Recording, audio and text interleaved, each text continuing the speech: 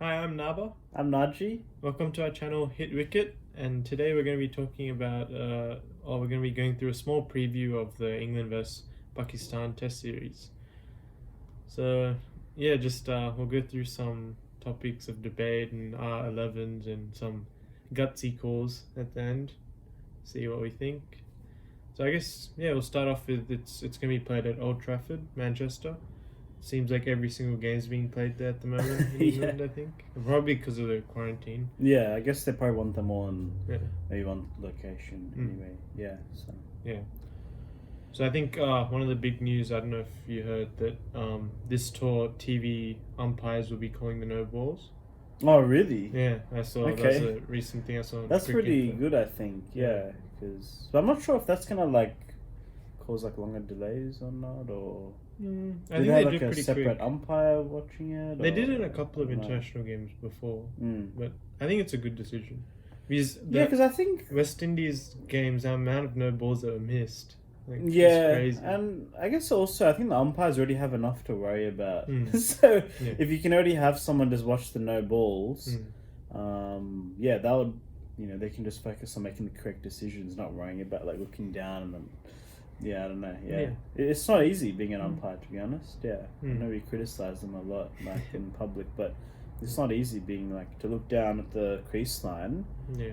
and the guy already is already bowling for example the ball might be going 140 kilometers to look down, look up, and make decision if it's in line and everything. It's really quite a lot to do, so it's probably good that so you might also get better decisions as well, decision making from the umpires as well because of that. Yeah.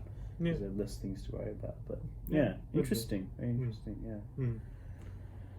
I think also we can talk about Pakistan's record over there. Oh, Pretty yeah. good. Like last I think 3 tours they've drawn all of them 2-2, 2-1, 2-2, 2-2, 1-1. They Yes, seem to have yeah. a pretty good record in England. Compared to most teams, I think. I was reading an article on Cricket Info again. I think stacked up against every team, I think them and Australia at the top. I think they're above Australia, so they're the Okay. best of all teams Yeah, touring in England. So yeah, it's not going to be some walkover series. yeah. I don't think. Yeah, hopefully not. Yeah. Yeah. Oh, we'll see. I mean, last tours that they've all been pretty interesting. Yeah, it's interesting to see how Pakistan will go. I think they have got a couple of spinners in the squad and a vast array of fast bowlers. Yeah. But yeah, I mean, I think they have a couple of interesting fast bowlers. Probably the one that comes to my mind first, actually, he's probably not one of the quickest bowlers. Probably Mohammad Abbas. Yeah. He's pretty relentless with his line and length, and I think that really is pretty important in England because he gets that seam movement, which we've seen him destroy bowling or batting lineups from that before, and I think that's going to be pretty important in England, so they can really base the rest of the bowling lineup maybe around him. But I don't know. I'm not sure how they'll go, but I think he'll be probably a key factor, along with even Afridi's also been bowling pretty decent. Yeah. Yeah, and even Nazim Shah. Yeah, he's a good young talent. He's pretty quick. Probably, I guess if they go with those three bowlers, they have a pretty diverse. They do very bowling diverse, lineup because you have the accuracy of Abbas. I guess you say Shan Afridi is a bit more of the swing bowler, probably gets a bit more shape. And he's a left-hander. Yeah. Change. And then you have Nazim Shah, who's obviously just adding up. a lot quicker. So he might give you more loose balls, but he'll probably be the impact bowler, hopefully. I guess that's probably what they're expecting of him. Yeah. And then obviously you have the the spinners. Yazir Shah. Yeah, so Yazir Shah. And I think they'll go shut up Khan too because I think they'll bat him at 7 and use him as all-rounder. Because last time they went there, he got 2 or 3 50s with the bat too. Right. So he's a sort of asset to have there, and he can bowl handy leg spin. And he's a different. That's probably bowler. not a bad idea. He's different to Yazir Shah. Yeah, he's a bit more skidgy, I guess. yeah. Yeah, he's a different sort of bowler. So it's probably not a bad idea. I always love having extra spinners in. It was, I think it's a pretty a diverse range bowling attack. Yeah. And but really I think it's going to be Yeah, well, the batting is going to be under a lot of pressure from England bowlers, but I think this is the series really where Babar Azam has to stand up. I know the first time I saw him actually was in England when he played that ODI series, a number of years ago now, but I remember him playing some lovely cover drives and just like, oh, this guy can definitely bat. Yeah. I mean, he was obviously pretty young back then, and he's still really not that old. But he's actually come a long way since then, and this is going to be a pretty important series for him to really solidify. He's I guess test status. Yeah. Batsmen are ranked more highly when they score runs in England. Like Kohli did first, and then Smith. Now if Babar does it too, then he'll be up there with them. Yeah. I'm really hoping he does. Yeah. I guess even in Australia when he came, he had not bad. I think he had a good tour. Like he got 100 and a 90 or something. Scores. Yeah. I remember even that innings where he got 100, like Australia were all over. Of Pakistan. He just came out just playing with his lovely drives, and just anything you just touch full was going to the boundary. He's a real stroke maker. Yeah, he is. Really in that sense, he's a bit similar to Kohli. His attitude at the crease, how he wants to how he plays. Yeah. Anything loose, he's not afraid to go fully at it. He's not going to dilly-dally about and eat up 200 balls and get 50 runs sort of thing. He's not that sort of player. He likes to get the scoreboard ticking. I think it's going to be really interesting. I'm really, really looking forward to seeing how he goes.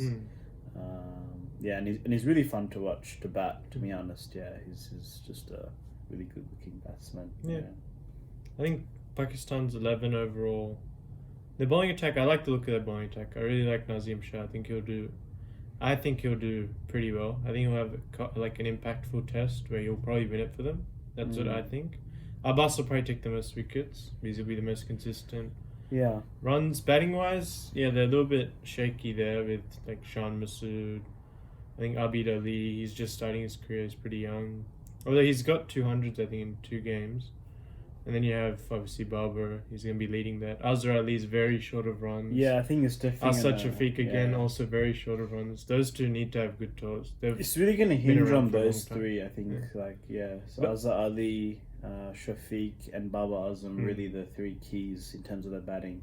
And the thing is, I guess what West Indies are missing with England is, those middle-order batsmen couldn't really... convert those hundreds. Well, I feel like those 3 they've made hundreds before, and they can definitely hurt you. Especially Azhar Ali when he gets going. He can score a big 100. Got triples. So if they get in, they're gonna do some damage. Which I guess probably didn't feel that with West Indies. It's sort of more like a team sort of performance when it comes to batting, not contributions throughout, but no big scores, which I think Pakistan will be a little bit different. They might not have such team contributions, contributions throughout, but they'll probably ideally be hoping for 1 or 2 of their players to really stand up and get that big 100, and they've done it before, those players. I think excluding Babar, because I'm expecting him to have a pretty good tour. I actually like the look of their keeper Rizwan. I think he had a pretty good tour in Australia too. Was that his first tour? I haven't seen him before. He's pretty recent. He's pretty new. Because he's just replacing right-hander. He's a right-hand. Oh, okay. I like his way of play. He's fairly aggressive and he likes to tick it over. And I remember Pakistan were even 5 for 60 a couple of times, and he got some very nice 50s in Australia. He hasn't converted yet, but he's pretty new to his career. Yeah. And I think he could play a good role in assisting Babar to get from maybe 250 to 350 or a bigger total. Yeah, I think he'll score some runs. Yeah. For Pakistan. Yeah. Then going on to England's side, I think England.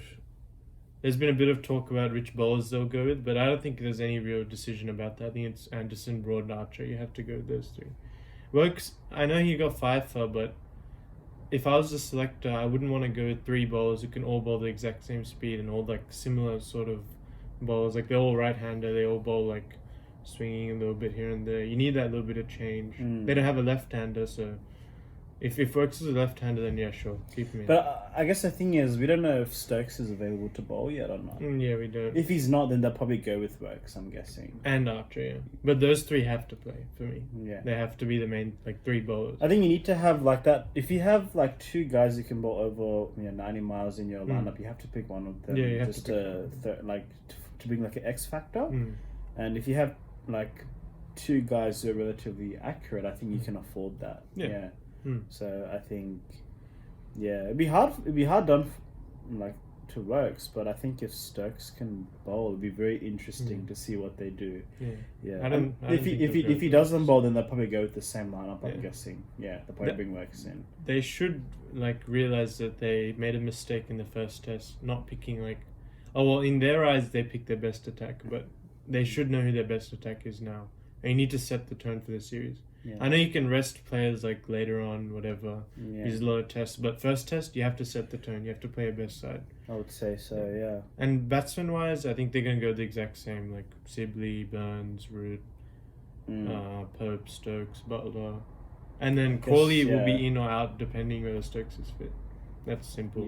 Whether he's fit, he's not. Then if he's not fit, then but I guess he was like in the last game. He still played even with his niggle. So like Stokes. Alright, Stokes. But Crawley didn't. Crawley. Sure.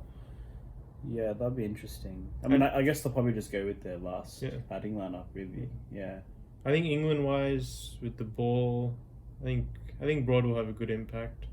I think he already proved his point pretty well, but he really wants to solidify that, and he looks like he's really hungry to get more wickets to add to his collection. And also, with the bat, I think I have to back Pope to get more runs too.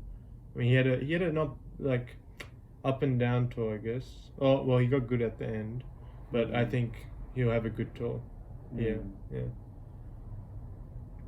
I think Pope, Stokes. Stokes will have good impact. Yeah.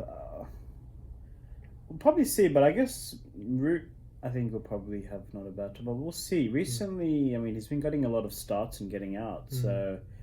I mean, that's been going on for quite a long time. Yeah.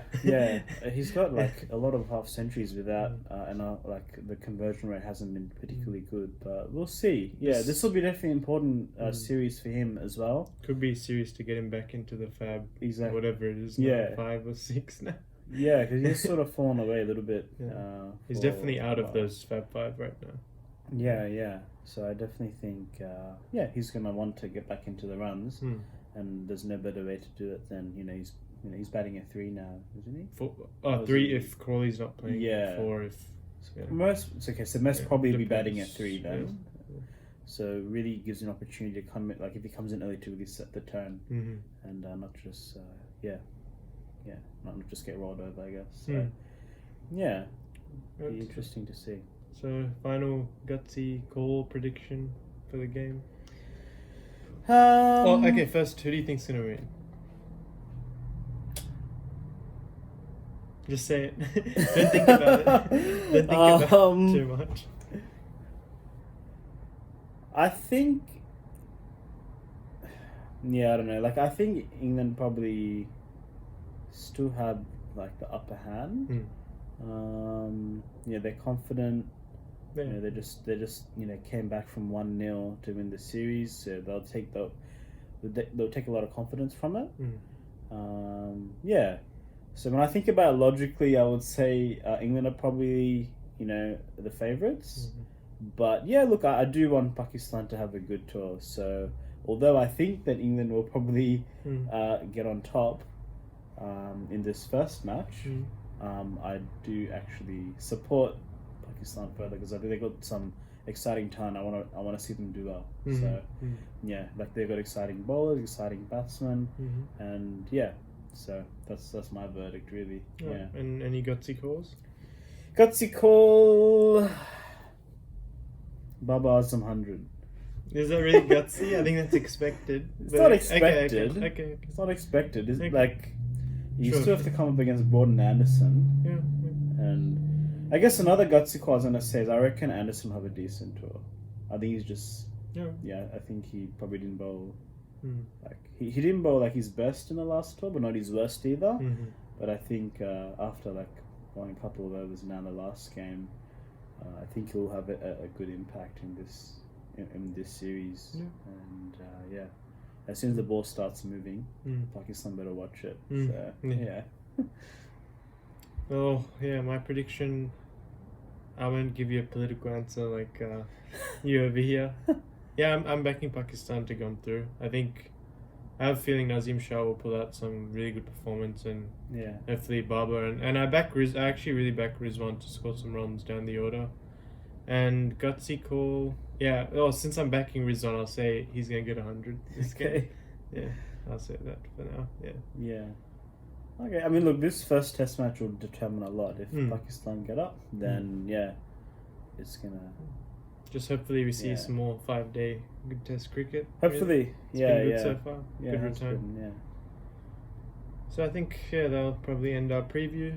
So just keep an eye out for our Ireland and England review, which we'll be going through soon. I think later on tonight probably we'll release. Yeah. Well, we'll probably do both of those Yeah. today. Yeah. Yeah. So yeah. So if you liked our preview, just please like, subscribe, and smash that notification bell. And keep an eye out on our Instagram.